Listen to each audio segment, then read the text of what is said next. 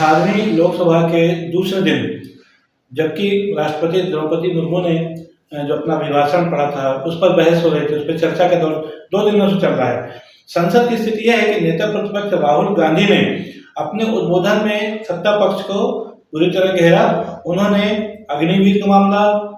NEET का मामला, खासतौर पे रोजगारों का मामला, नौकरियों का मामला को उठाते हुए सत्ता पक्ष को घेरा। उन्होंने साफ तौर पे कहा कि सत्ता पक्ष नीट पर चर्चा ही नहीं करना चाहती, जबकि युवकों के रोजगार का मुद्दा जबरदस्त है, उसमें सरकार नाकामयाब रही है। पिछले 10 सालों में उन्होंने कहा था कि हर साल 2 करोड़ नौकरी देंगे, लेकिन स्थिति यह है कि परीक्षाओं के पर्चे लगातार लीक हो रहे हैं। पिछले 7 सालों से 25 जो परीक्षाएं ऐसी हुई हैं जिनके पर्चे लीक हुए हैं, जिसकी वजह से जो बच्चों को नौकरियां मिलनी थी वो नहीं मिल पा रही है। उन्होंने कहा कहीं ना कहीं इसके लिए सत्ता पक्ष जिम्मेदार है। जो सत्ता पक्ष की जो स्कीम है अग्निवीर योजना, जिसमें 3 से 4 साल का जो उनका कार्यकाल रहता है और उसके बाद उनको रिटायर कर दिया जाता है, उस संदर्भ में भी उन्होंने राहुल गांधी ने कहा कि अग्निवीर में शहीद हुए जवानों को शहीद का दर्जा नहीं दिया जाता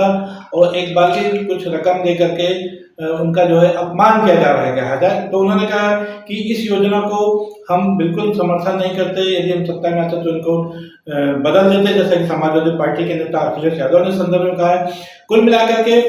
जो पहला दिन था कल यानी सोमवार का, राहुल गांधी ने 90 मिनट के भाषण में सत्ता पक्ष को बुरी तरह घेरा कई मामलों में, और उन्होंने खासतौर पर नीट पर चर्चा करने की बात की, जिस पर सत्ता पक्ष के सांसदों ने वोटिंग भी की। लेकिन उन्होंने एक मुद्दा और उठाया था कि जो हिंदुत्व को लेकर के जो चर्चाएं चल रही है, हिंदू को लेकर के जो कहा, उन्होंने कहा कि ये जो हिंदू है ये हिंदू नहीं है, सीधे उन्होंने कहा। हालांकि उन्होंने उनका इशारा भाजपा के उन नेताओं के बारे में कहा कि जो वो जिस ढंग से वो धर्म की राजनीति कर रहे हैं, जिस ढंग से वो देश को बांटने का काम कर रहे हैं, तो ऐसे में हिंदुत्व जो है या इस किस्म की शिक्षा किसी को नहीं देता, क्योंकि भाजपा नेता देश में बंटवारे का काम कर रहे हैं। तो उन्होंने जिस ढंग से बात को उठाया उसको लेकर के सत्ता पक्ष के कई नेता, जिसमें गृह मंत्री अमित शाह सहित रक्षा मंत्री राजनाथ सिंह जैसे तमाम नेता थे, जिन्होंने कल राहुल गांधी को आड़े हाथों लिया, और सत्ता पक्ष के अन्य सांसदों ने भी ये कहा कि राहुल गांधी को हिंदुत्व के बारे में जो उन्होंने कहा है उसमें उसको माफी मांगनी चाहिए। लेकिन दूसरी तरफ जुड़े हुए जो लोग हैं यानी इंडिया गठबंधन के, जिसमें खासतौर पर शरद पवार गुट है, उसमें उद्धव सिंह ठाकरे गुट है और आम आदमी पार्टी है, टीएमसी है, इन सब के जो नेता हैं, जिसमें यदि देखा जाए तो संजय सिंह है, संजय राउत है, प्रियंका चतुर्वेदी है जो प्रवक्ता है शिवसेना उद्धव ठाकरे गुट की, आम आदमी पार्टी का संजय सिंह है, महुआ मोइत्रा है, इन सब लोगों ने राहुल गांधी के बयान का समर्थन किया। अखिलेश यादव जो कि समाजवादी पार्टी के हैं और समाजवादी पार्टी के अन्य नेता भी, आरजेडी के भी, जो बिहार में लालू यादव से की पार्टी है, इन तमाम नेताओं ने राहुल गांधी के बयान का समर्थन किया और उन्होंने कहा कि राहुल गांधी ने जो कुछ कहा है भाजपा नेताओं के बारे में कहा है, हिंदुओं के बारे में ऐसा नहीं कहा है। बहरहाल आज दूसरे दिन, आज फिर सुबह चार्ज संभाला अखिलेश यादव ने, जो कि जैसे यूपी में 2 लड़कों की जोड़ी का जो मुद्दा इंडिया गठबंधन की तरफ से चल रहा है, जहां पर कल शाम को राहुल गांधी ने अपनी जो चर्चा छेड़ी थी उसी मुद्दे को लेकर के आज सुबह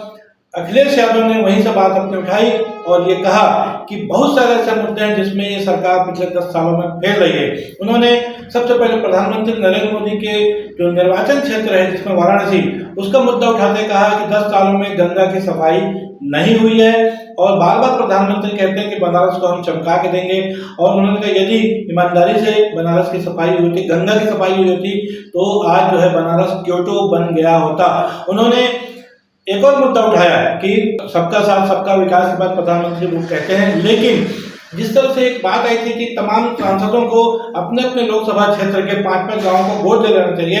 प्रधानमंत्री ने अपने लोकसभा क्षेत्र के जिन 5 गाँव की बात की थी उनमें स्थिति बदतर बनी हुई है। अखिलेश यादव ने स्पष्ट रूप से प्रधानमंत्री नरेंद्र मोदी के क्षेत्र की बात की कि उन्होंने जो 5 गांव गोद दिए तो उसका विकास आज 10 सालों में नहीं हुआ है और वहां के लोग जो है त्राहिमाम कर रहे हैं, और शायद इसी वजह से इस बार नरेंद्र मोदी की जीत का जो फासला था, जो एक समय पिछले चुनाव में 4.5 लाख था, वो सिर्फ 1.5 लाख में सिमट गए। उन्होंने कहा कि वाराणसी की जनता ने एक तरह से देखा जाए कि नरेंद्र मोदी को अस्वीकार किया है। उन्होंने फैजाबाद का मुद्दा भी उठाया। उन्होंने कहा कि फैजाबाद में भारतीय जनता पार्टी का हारना इस बात का सबूत है कि वहां की जनता ने भाजपा को नकार दिया है। उन्होंने कहा कि भाजपा के लोगों में बहुत अहंकार हो गया था, बहुत घमंड हो गया था, और वो कहते थे बार बार कि हम राम को लाए हैं, राम को लाए हैं। तो जिस राम को लाने की बात कर रहे थे, उन्हीं राम ने उनको आईना दिखा दिया। और एक समय जबकि 10 सालों में वो अपने दम पर सरकार बना के चल रहे थे, पहले उनको 282 का स्पष्ट आंकड़ा मिला हुआ था बहुमत का, उसके बाद 303 सीटें उनके पास थी, लेकिन जो राम को लाए हैं का दावा कर रहे थे, उन्होंने आज उनको बैसाखियों में ला दिया और सिर्फ 240 सीटों पर समेट दिया है। तो इस तरह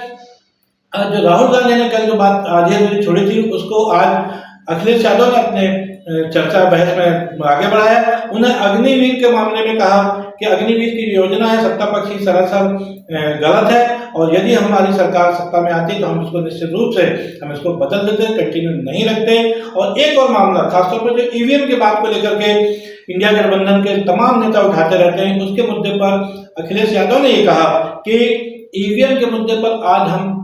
पूर्वज अपने बयान पर काबिज हैं, और यदि हमें उत्तर प्रदेश के 80 में से 80 सीटें भी मिल जाएंगी तो भी हमारा कहना होगा कि ये चुनाव है ईवीएम से नहीं होने चाहिए और बैलेट पेपर के आधार पर होने चाहिए। बहरहाल तो कुल मिलाकर देखा जाए कि 2 दिनों की जो कार्रवाई है सदन की, वो सत्ता पक्ष और विपक्ष के सांसदों के हंगामे के बीच हुई। जब राहुल गांधी कल सदन में बोल रहे थे और जब अखिलेश यादव बोल रहे थे, उस समय विपक्ष के लोगों ने भी हंगामा करने का प्रयास किया। उसके बाद एक जवाब तय हुई कि भाई शाम को 4 बजे प्रधानमंत्री नरेंद्र मोदी बोलेंगे। उसके पहले मनोज तिवारी, संबित पात्रा जैसे लोगों ने भी सरकार का बचाव किया और ये कहा कि जो विपक्ष के जो आरोप है तमाम मामलों के, चाहे वो नीट का मामला हो, चाहे जो अग्निवीर का, चाहे रोजगार का, सब झूठे हैं और ये जो विपक्षी सांसद हैं इनको बरगला रहे हैं सदन को, ये ऐसा उन्होंने कहा। और शाम को जिस समय 4:15 बजे जब प्रधानमंत्री नरेंद्र मोदी अपनी बात कहने के लिए खड़े हुए, उस समय विपक्षी सांसदों ने जबरदस्त हंगामा किया। शुरू के 15 मिनट तो उनकी बात का समझ में भी नहीं आ रही थी, और देखा जाए कि जो जबरदस्त हंगामा विपक्षी सांसद कर रहे थे, उसकी वजह से लोकसभा के स्पीकर ओम बिरला को भी हस्तक्षेप करना पड़ा। उन्होंने नेता प्रतिपक्ष राहुल गांधी भी कहा कि इस ढंग से सदन की कार्रवाई नहीं होनी चाहिए और नहीं चलनी चाहिए। इस ढंग का जब प्रधानमंत्री कह रहे हैं तो उस समय उनको सुनना चाहिए, उनको एक तरह से कि समझाई थी नेता प्रतिपक्ष को और विपक्षी सांसदों को भी। हालांकि इसके बावजूद भी राहुल गांधी तो अपनी सीट पर बैठे नजर आए खामोश, लेकिन जो अन्य विपक्षी सांसद हैं उनकी नारेबाजी लगातार चलती रही। भारी विपक्षी सांसदों के भारी शोरगुल के बीच जो प्रधानमंत्री नरेंद्र मोदी ने अपनी बातें रखी, उसमें यदि देखा जाए, प्रधानमंत्री नरेंद्र मोदी ने अपने भाषण में कहा कि आज 10 सालों में पूरे विश्व में भारत देश का सम्मान बढ़ा है, और देखा जाए तो 140 करोड़ देशवासी हैं, उन्होंने उस काम के दम पे ही तीसरी बार जनता का सेवा करने का मौका दिया है। उन्होंने ये भी कहा है कि हमारा जो विकसित भारत का संकल्प है, हम उसको पूरा करने का पूरा प्रयास करेंगे। और उन्होंने एक बात और भी कही कि 2014 से पहले लोगों का आत्मविश्वास खो गया था, ऐसा मोदी जी का कहना था।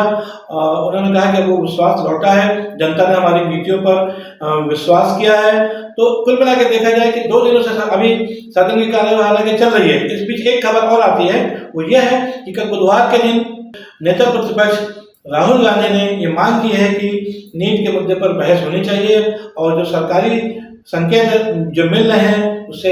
ऐसा लग रहा है कि कल बुधवार के दिन नीट के मुद्दे पर बहस होगी। आपको पता होगा पिछले करीब 15 दिनों से ये मुद्दा चल रहा है, जो सीबीआई इसमें जांच भी कर रही है, और लगभग 4 दर्जन मतलब 50 लोगों के आसपास 40-50 लोगों की गिरफ्तारी भी हो चुकी है, लेकिन सदन में चर्चा अभी तक नीट पर नहीं हुई। कुल मिलाकर देखा जाए तो सोमवार और आज मंगलवार एक जबरदस्त बहस और विवाद का मामला रहा लोकसभा में और राज्यसभा में भी। राज्यसभा में भी संजय सिंह जो आम आदमी पार्टी के नेता हैं और जो दीगर नेता हैं, और लोकसभा में भी टीएमसी की महबूबा मोइत्रा, प्रियंका चतुर्वेदी, ये लगातार सत्ता पक्ष के खिलाफ बयानबाजी करते रहे। शरद पवार को, उद्धव ठाकरे को, सब ने